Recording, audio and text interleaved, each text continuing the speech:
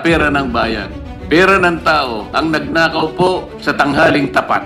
Hindi po nakamaskara, nakakurbata po, nakabarong lahat. Pagkatapos, ayaw nilang ituloy ang pagdinig na ito. Masama po ba na magsama-sama kami? Bakit po sila nagalit sa amin nung sabihin namin ituloy natin ito? Ayaw po ba nilang yung tungkulin na yon ay pagsilbihan nilang taong bayan? Pera po nila ang nawaldas, pera ang nawala.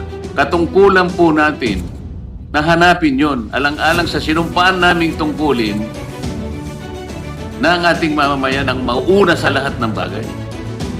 Hindi kailanman ipagpapauna ang sarili ng interes. Nakita na po natin ngayon, kaya po pala ganun ang kanilang patakaran.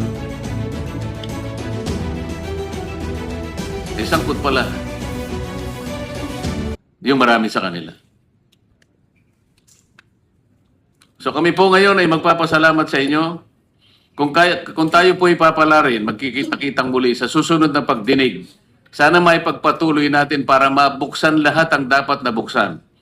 Yung inyo pong mga individual affidavits, ipagkaloob po ninyo sa komite, yan po ay magiging parte ng pagdinig sa araw na ito.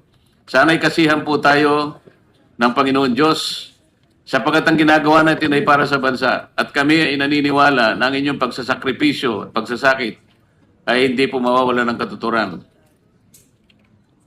Pero gusto sabihin. Gusto sabihin.